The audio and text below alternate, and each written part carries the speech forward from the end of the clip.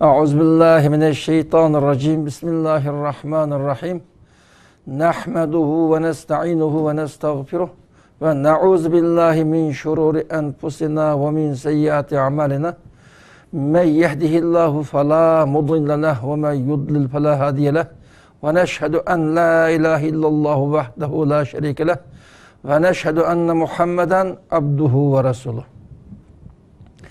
Bugünkü dersimiz yine siret hakkında bulundu. Siret hakkında biz aldığın kıtımda 3. derste kep to'xtagan. Bugün 4. dersten başlap davamlaştırırız. 3. derste Peygamber Aleyhisselam'a vahiynin kirişinin başlanışı. Ve shuningdek Peygamber Aleyhisselam keltirgan vahiynin türleri, kısımları hakkında to'xtalib o'tgandik. 4. derste Peygamber Aleyhisselam'ın rasmiy da'vatga o'tganligi, Peygamber Aleyhisselam ilip bağın davetinin basqış merhaleleri. Bunu üstü to'xtalamiz. Yani Peygamber sallallahu aleyhi ve sellem peygamberlik vazifasida topshirib olgandan keyin bütün insoniyatni bir Allah'a ibadet qilishga, Allah'ın emrini beja keltirishga da'vat qilishga başladık. Peygamber Aleyhisselam'ın bu ilip bağın davetini asasiyetini çoğun iki xil kısımga merkezleştirip, biri Mekke devri, ikinciden Medine devri. Peygamber Aleyhisselam Mekke'den 13 yıl takriben davet edip birlik. Peygamber Aleyhisselam'ın Mekke'de edip bağın davetinin devri 13 yıl yüz yılıdı. Medine'de Peygamber Aleyhisselam'ın davet edip bağın devri toluk 10 yıl Medine'de davet kılgan. Biz her birini üstü to'xtalamiz. Biz Mekke'deki Peygamber Aleyhisselam'ın davet edip bağın basqışlarının üstü to'xtalamiz. Peygamber Aleyhisselam'ın Mekke'de edip bağın davetinin basqışlarını tövendikidek 3 kısımga xulaslash mumkin. Birim, Peygamber Aleyhisselam peygamberlik vazifasi topshirib olgandan keyin Mekke'de edip bağın davetini birinci merhalede mahfiy davet edip birlik.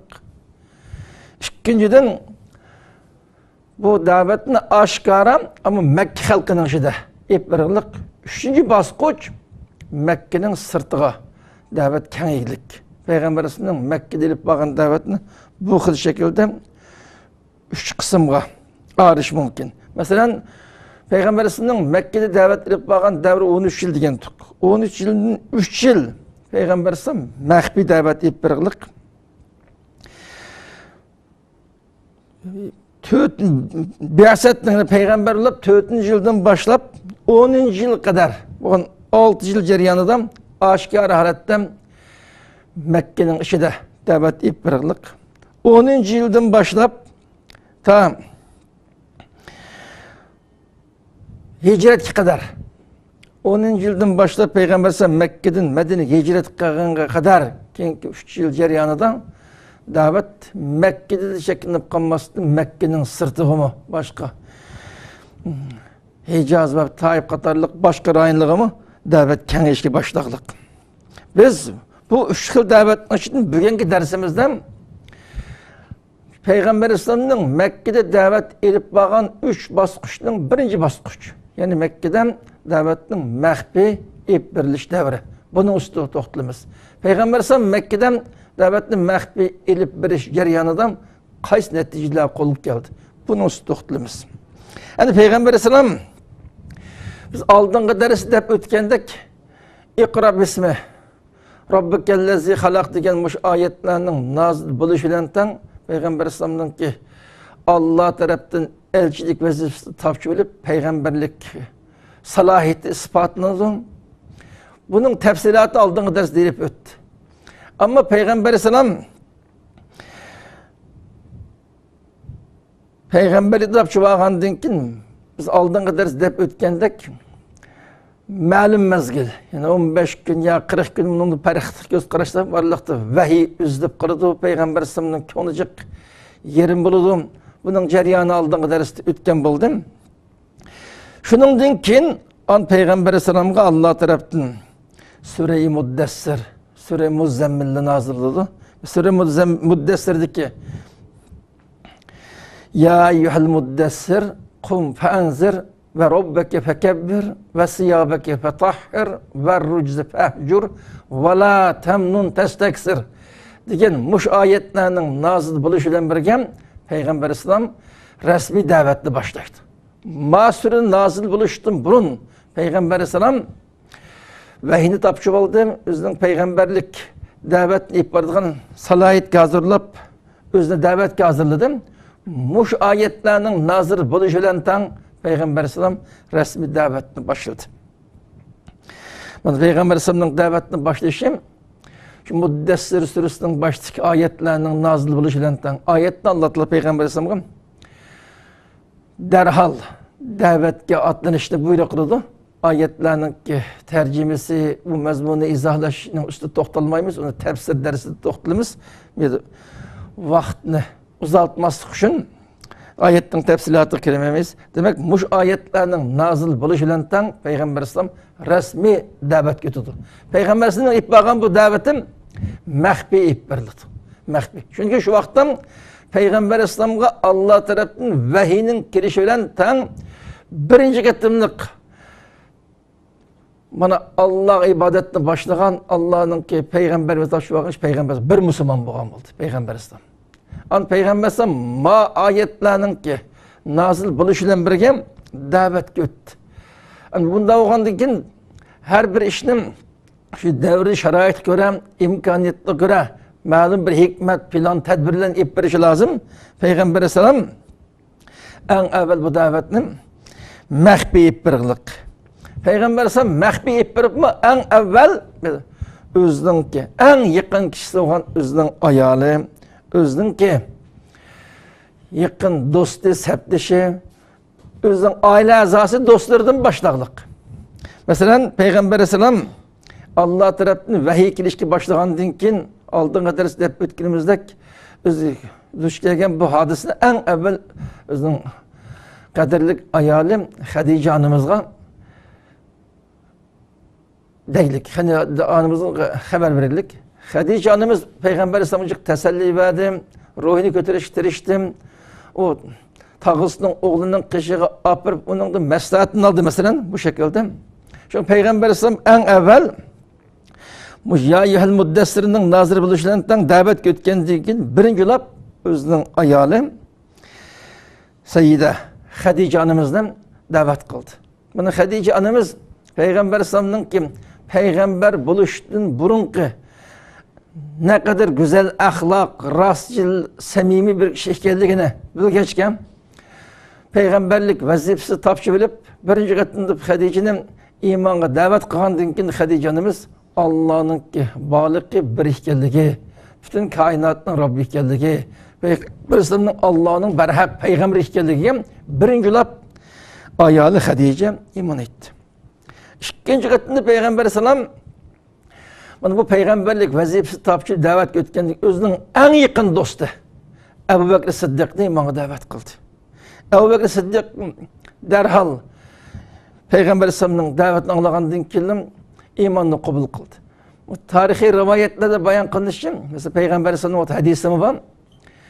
Peygamber Sallam imanға davet kılgandan keyin Ebu Bekir Sıddık hiç kandak tereddüt kılmasından derhal Peygamber Sallam'ın Allah'ın berhak peygamber ikelligi ve Peygamber Sallam ip kelgen davetke iman keltirdik.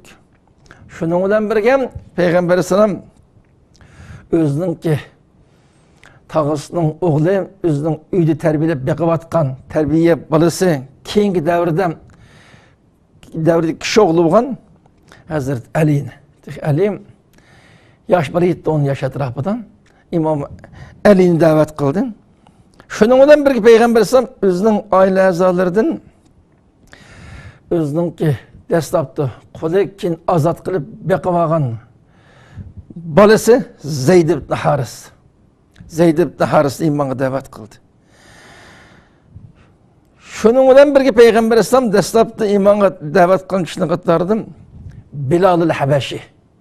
Bilal al-Habashi bu kishi Peygamber Aleyhisselamning davati bilan iman islomni qabul qilgan bo'ldi. Şunun bilan birga Peygamber Aleyhisselamning dastlabki da'vatlarida islomni qabul qilgan Peygamber Aleyhisselamning oila a'zolarining qizlari.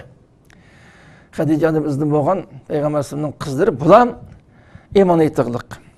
Endi bu yerda Peygamber Aleyhisselam Alloh tarafdan da'vatni iborat vazifani topshirib olgandan eng avval o'zining eng yaqin odam bo'lgan ayoli, farzandlari, o'zining beqib olgan bolasi, o'zining uyda tarbiyalanayotgan Hazrat Ali va shunday o'zining eng yaqin do'sti Abu Bakr Siddiqdan boshlaqliq. Mana bular chunki bu iman masalasi yangidan boshlanayotgan eng muhim masala bo'lgan dastlabdan boshlab kimga da'vat qilsam, shu da'vatni qabul qilib darhol uni ijobat qilish imkoniyati bo'lsa, shuni his qilib deb Payg'ambar sollallohu alayhi vasallam bu shaklda da'vatni boshlaqliq. Shu Payg'ambar sollallohu alayhi vasallam eng yaxshi bilganlar bular bo'lgan, bularning butun xarakterini Payg'ambar sollallohu alayhi vasallam tushunadi, Payg'ambar sollallohu alayhi vasallam bular yaxshi tushunadi. Shu Payg'ambar sollallohu alayhi vasallam eng avval da'vatni o'zining ayolining boshlig'ida oila a'zolari sirt kishilarning eng yaqin do'sti bo'lgan Abu Bakr Siddiq bo'ldim boshladi. Endi Payg'ambar sollallohu da'vatni qabul qilib birinchi qitimda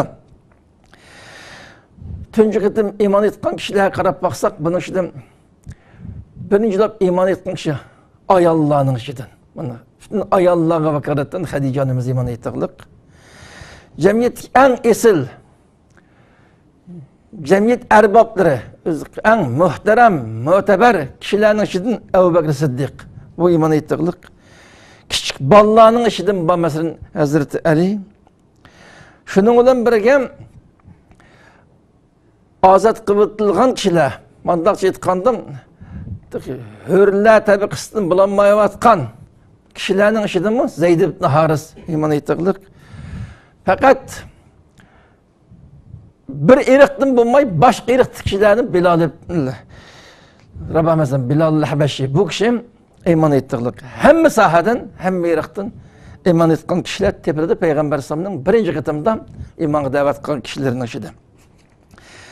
Endi bundan biz bir nechta turli darslarni o'rganishimiz lozim. Biri islomga xizmat qilmoqchi bo'lgan kishilarni islomiy ongda tarbiyalamoqchi, yetishtirmoqchi bo'lgan odam eng avval bu da'vat, bu ta'limni o'zining oila a'zolari, eng yaqin kishilardan boshlashning naqadar muhimligi bundan chiqib turdi.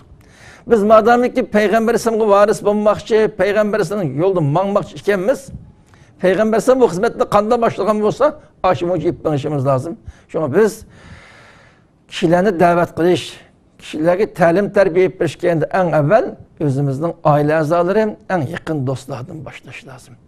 Ana shunga munosabatlik biz Sharq Turkiston xalqining umumiy vaziyatiga qarab baqsaq, Sharq Turkiston vaziyati, xususan Sharq Turkistondagi islomga xizmat qilayotgan, da'vat, ta'lim tarbiya xizmatida bo'layotgan olim ulamolar, da'vatchilar qarab baqsaq, bular o'zining oila a'zolari, yaqin do'stlari, o'zining qavmi qarindoshlari mahallasidan halqib boshqalarga ortiq shu ahamiyat beradigan, boshqalarga, ammo o'zining jamoati, oila a'zolariga bu qadar ahamiyat berib ketmaydigan bir nuqson his qilamiz. Biz madamiki Payg'ambar islomning yo'lida bormoqchi bo'lsak, Payg'ambar islom eng avval o'zining oila a'zolaridan boshlabdi. O'zining oila a'zolarini da'vat qilib, bularni yetishtiribdi. Biz ham o'zimizning oila a'zolarimizni boshlashimiz eng muhim. O'zimizning oila a'zolarini boshlab boshqalarga kengaytirish lozim. Ikkinchidan Payg'ambar islom da'vat qilish jihatda bir-birlab da'vat qilibdi shu. Eng avval ayoli, eng yaqin do'sti bo'lgan Abu Bakr Siddiq boshqatardi. Bizning Sharq Turkiston xalqining ichidan yana bir saqlanayotgan ig'ir masala tuzatmasi bo'lmaydigan, balki xatolik odam juglashgan so'ringa kelib dinni da'vat qiladigan, ammo yolg'iz uchrashgan so'rinlardan din to'g'ri hech qanday gap qilmaydigan manda bir ong shakllanib qildiq. Aslida payg'ambarning tutmangani bu haqiqiy da'vat, ta'lim bir-birlab boshlandiqliq. Bizim Sharq Turkiston xalqi, xususan olim ulamolar, da'vatchi qarindoshlar payg'ambarga varis bo'lmoqchi bo'lsak, payg'ambar ham o'xshash da'vatni eng unumli natijaga erishishni bir-birlab, tamamen onun iddiasini azat qilib, bir-birlab iddiaviy xizmat ishlab, bir-birlab da'vat qilish lozim. Shuning bilan birga uslubga, hikmatga ajoyib diqqat qilish lozim bo'ladi. Buning tafsilotlariga kirmaymiz, gapni uzatmaslik uchun. Mana bu diqqat qilgan muhim bir nuqta. O'zimizningki oila a'zolaridan boshlash, faqat jamoat yig'ilishib qolgan so'rindan gap qilish qodatlanib qolmay, kishilarning qishig'i bir-birlab berib, yo uyga chaqirib bir-birlab paranlashish, munglashish, iddiaviy xizmat ishlash orqali kishilarni bir-birlab da'vat qilish, mana bu payg'ambarimizning birinchi bosqichdan boshlagan xizmati bundan iborat. Biz bu xizmatga faqat sal qaramaslik lozim. Faqat jamoat yig'ilishgan so'rindan o'zimizni ko'ksirish, gap qilishni so'zlab, am boshqa vaqt karimiz bo'lmaslik, mana bu bir xil riyoning aks ettirdi. Xolis ixlos bilan kishilarni Allohning diniga da'vat qilishdan ortiq kishilarning oldidan o'zimizni ko'z-ko'z qilishga harakat qilgandek bir xil ifodalab qoldi. Bu xil nashoyon ishlardan qat'iy saqlanishimiz lozim. Shuning uchun biz da'vatni payg'ambar alayhisolamdan o'rganishimiz, payg'ambar alayhisolam qanday ib boqamiz, shu bo'yicha ib berishimiz lozim. Mana bu shakldan payg'ambar alayhisolam o'zining oila a'zolaridan boshlagan ekan, bizim o'zimizning oila a'zolarimizga alohida ahamiyat berishimiz lozim. Biz boshqa xizmat bilan boshqa ishlarga mashg'ul, o'zimizning oila a'zolarimizning nim bo'lib ketgandan karimiz yo'q. Bunda bo'lib qolsa, bu payg'ambarning sunnatiga tamoman xilof bo'lgan bo'ladi. Shuningdek, fardiy da'vat, kishilarni bir-birlab da'vat qilishiga ham alohida ahamiyat berishimiz lozim. Endi bu Peygamber Aleyhisselam davetini başlagandan keyin Peygamber Aleyhisselamning davet aralıq birinchi bosqichda Peygamber Aleyhisselamning davati aralıq İslamni qabul qilganlar yuqorida sanib o'tgan kishilar. Endi bu davet shu boshlangancha o Peygamber Aleyhisselamdan iymon İslam o'rganganlar bular ham Peygamber Aleyhisselamdan davomli ilim o'rganib, davetni tinglab, o'zini mukammallashtirib mansam, yana bir tarafdan bularni darhol davetga o'taylik. Masalan, bu Arapça ataldı Es-Sabiqunul Evvelun deb qo'ydi. Birinchi bosqichdan iymon etgan kishilar. Yuqoriqilar payg'ambarning bir-birlab da'vat qilish orqali payg'ambarning qo'li bilan dastlabki iymon islomdan xabardor bo'lib, iymon islomni qabul qilgan alohida kishilar. Endi shularning tirishchanlik bilan birinchi bosqichdan iymon etgan kishilar to'vandagilardan iborat. Mana yuqoridagi ismi zikr qilingan kishilarning ichidan Ebu Bekir Siddiq jamiyatda bir mu'tabar, muhtaram bütün kishilarningki qo'llashiga erishgan eng yuqori saviylik, o'qimishli mandan bir kishi o'qishgan. Bu payg'ambar islomdan da'vatni qabul iymon etgandan keyin darhol biz bahramand bo'lgan bu ne'matdan boshqalarni bahramand bo'lib qolsin deb o'zining boshqa yaqin kishilarini jamiyatdagi muhim deb qaralgan o'zining yaqin kishilarning da'vatga boshladiq. Mana birinchi bosqichda bilgan o'timizda islomga kirganlar Ebu Bekir Siddiqning da'vati bilan kirdik. Mana bularning ichida masalan Osmon ibn Affon, Zubayr ibn Avvam, Abdurrahmon ibn Avf, Sa'd ibn Abi Waqqas, Talhat ibn Ubaydullah. Mana bu islom xilofatining asoschilari bo'lar. İslami davetinin en çok ustazları hesabını tutan bayrakları hesabı kattı kişiler. Bana bu kattı kişi 5 kişi Ebu Bekir Siddiq'nin teşebbüsü, Ebu Bekir Siddiq'nin davet arılık İslam'ı kabul kılılık. Bana bunlar İslam'ı kabul kılandığı gibi Peygamber İslam'ın aldığı Ebu Bekir başlayıp eğer edik bulunan, bunlar Peygamber İslam'ın aldığı imanını jakarap, bunlar hizmet götürdük. Bana bu 5 kişi İslam dünyası en mühim, en meşhur şahıslarının katarından, bana bunlar Ebu Bekir Siddiq'nin teşebbüslarını İslam'a girdik. Bana yukarıda Peygamber Sallallahu en yakın dostu aile azalarından başlangan olsam, birinci bosqichdan cemiyetteki bu kişilerin ki İslam'ı kabul kılışlarından Peygamber Sallallahu etrafındaki Müslümanların sanı bir hisse köpüğüydük, bir hisse küçük kilniydik. Yani ikinci bosqichdan iman etkanlar, mehbi davet jaryanı da ikinci bosqichda iman etkan kişiler Ebu Ubeyde ibn Jarrah, Ebu Seleme, Erkam ibn Ebu'l Erkam, Osman ibn Mez'un, Osman ibn Mez'un iki kardeşimler, Kudamet ibn Mez'un, Abdullah ibn Mez'un'la, Übeydet ibn Haris, Said ibn Zayd, o Said ibn Zayd'nin ayoli Fatıma bintil Hattab, Ebu Bekir Siddiq'nin kızı Esma qatarlıq bular ikkinchi bosqichdan iymon islomni qabul qildik. Endi bular islomga kirgandan keyin payg'ambar islomning jamoati sepi, ya'ni bir hassa mustahkam bo'lalik, musulmonlarning soni bir hassa kuchliq.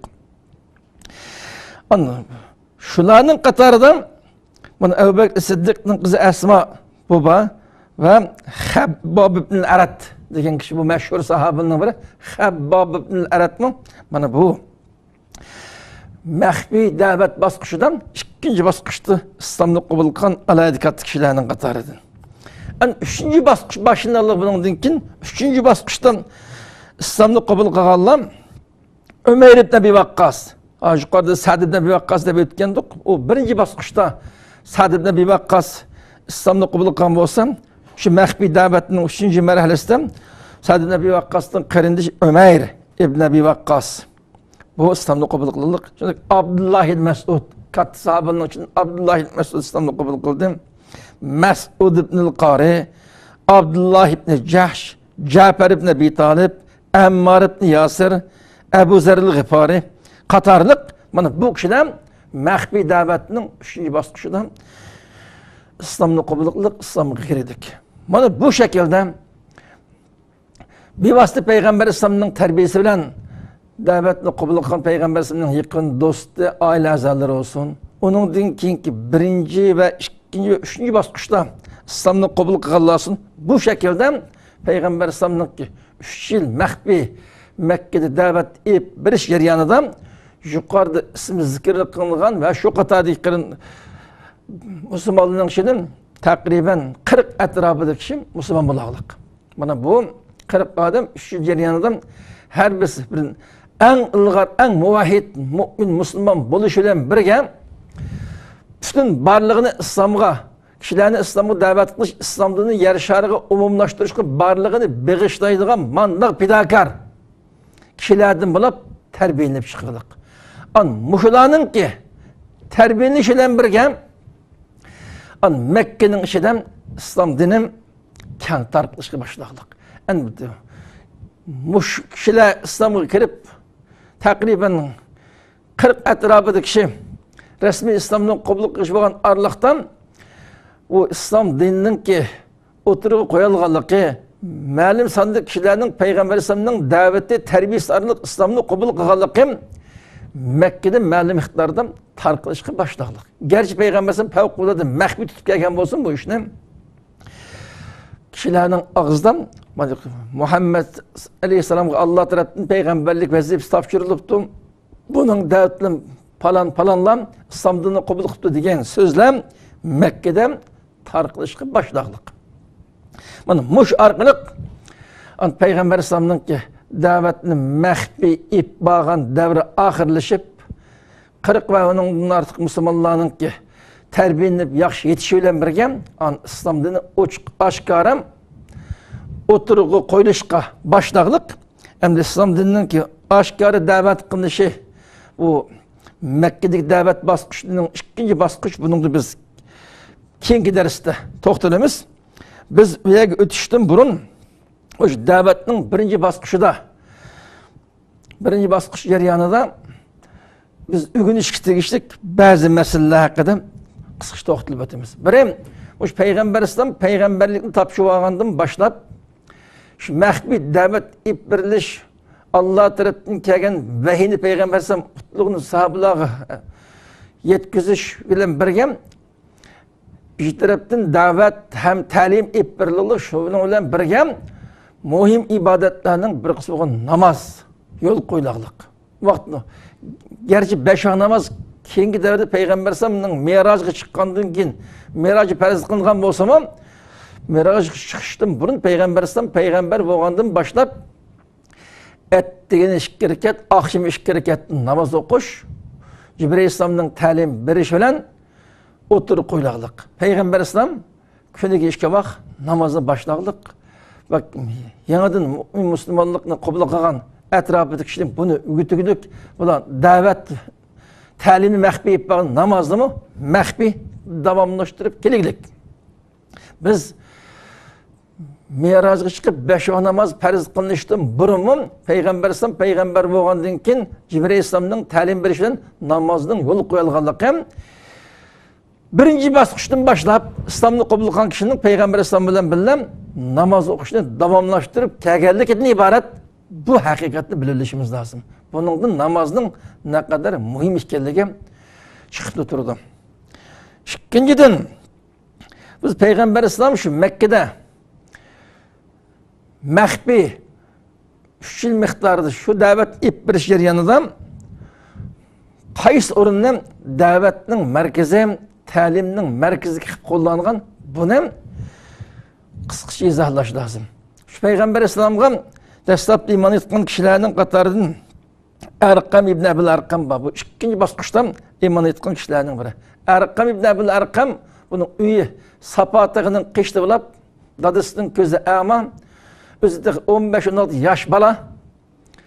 Ham payg'ambar alayhisalomning jamoatidan boshqa bir jamoatdan shuning o'xshash bir nechta turlik alaylar bo'lishmas. Payg'ambar alayhisalomning jamoatidan bo'lmay boshqa jamoatdan bo'lishi, Habbob Arqam ibn Abil Arqamning yosh bola bo'lishi, dadasining ko'zining ama bo'lishi qatorliq bir qancha taraflardan buning uyi Müslümanların cug'lashib namoz o'qishi, ta'lim tarbiya ib berishi, da'vat ib berishi, o'zaro ushirish orqali uqubatni kuchaytirish uchun eng munosib o'rin bo'lgan payg'ambar alayhisalom da'vatning markazi qilib Arqam ibn Abil Arqamning uyini tanlaqliq.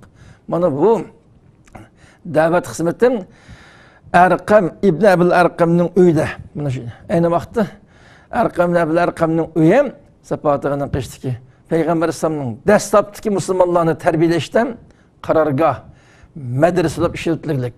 Ama bazı rivayetlerde bayan kılmış Peygamber Aleyhisselam Erkam'ın ki bu hizmetine ait katı kursan boğaç ki Erkam Medine'ye hicret kılandık ki onun alaydı bir hoylunu hediye kıp geldi ki. Senin en kıyın peyitlerden senin uyanlı Mekke'de şu davet hizmetine Müslümanların ki toplaşıp İslam'dan ügünüş, ügütüş ve tanışaş hizmetine hazırlap belgeliklerinin bedelirsen bu öydün paylanıp kaldı bir ün hediye bir mükafatlıqalık başka rivayetlerde zikir kılındım. Bana bunun da bize altkan dersimiz her konuda davetli şunu tutkan muayyen bir münasip orunun tesis kılınışının ne kadar mühim ekanligi.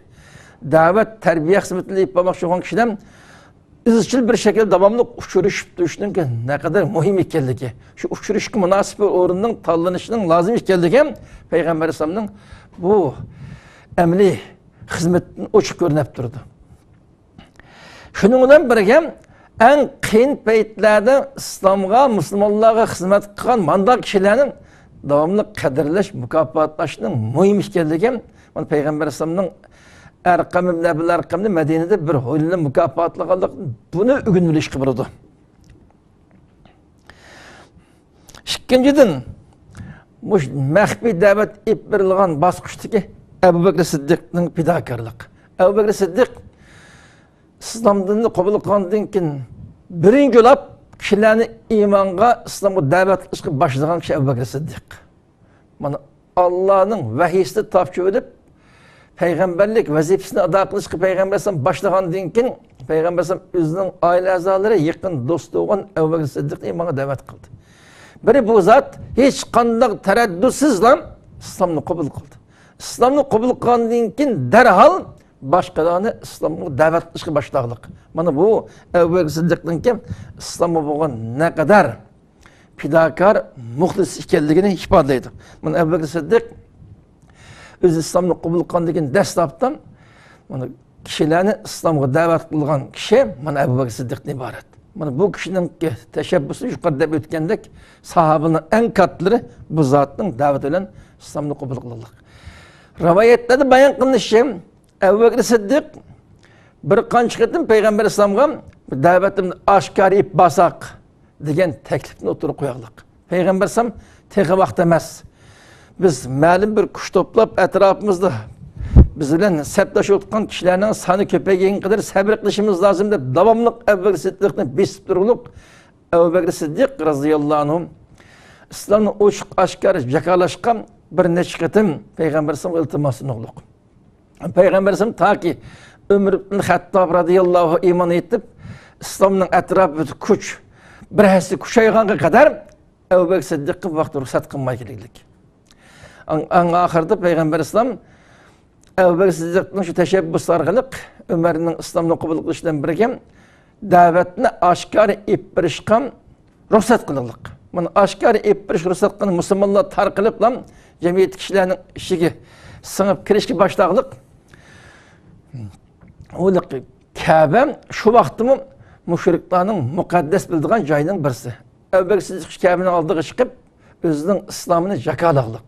İslamını jakolagandan keyin müşriklar tarafdan favqulodda ig'ir aziyatlarga zulmga duch keldik. Shuncha bola aziyat va zulm duch kelgan bo'lsam, o'zini unutgan holatda islomni kengaytirish, islomni yeyish, payg'ambar islomni qo'llash, payg'ambar islomga hamkorlashdan iborat bu xizmatni eng fidokorlik bilan qilib kirdik. Endi Ebu Bekir Siddiqning fazilatini biz bu yerda bir qancha kalima bilan ifodalab tugatib bo'lmaymiz. Ebu Bekir Siddiqning tarjimali yozilgan asarlarga murojaat qilish orqali bu kishining fazilatini ham kengdardi, xabardor bo'lsak bo'ladi. Mana biz Payg'ambar sallallohu da'vat etib bo'lgan bosqichlarini uchun Mekke'deki 3 bosqichning birincisini maxfiy da'vat etib bo'lgan bosqich. Boşunun üstünde toxtaldık. Bizning dersimizni bu o'rinda oxirlashtiramiz. Faqat bu bosqich 3 yil davomlashganligi, 3 yil jarayonida 40 atrofidagi kishining musulmon bo'lganligi, 3 yil to'shqandan keyin 40 atrofida musulmonlar mukammal tarbiyalanib yetishgandan keyin da'vatning oshkora epirish boshlaganligi. Bu bayon qildim. Shuning bilan bugungi darsimiz oxirlashdi. Hammalarni Alloh Payg'ambar islomning sirati, hadislarini yaxshi o'rganish, o'zining kundalik hayotiga yaxshi tatbiqlash, shu orqali dunyo va oxiratning baxtini qo'lga keltirishga muvaffaq bo'lsin. Hammalarga ko'p rahmat. Allohga emanet.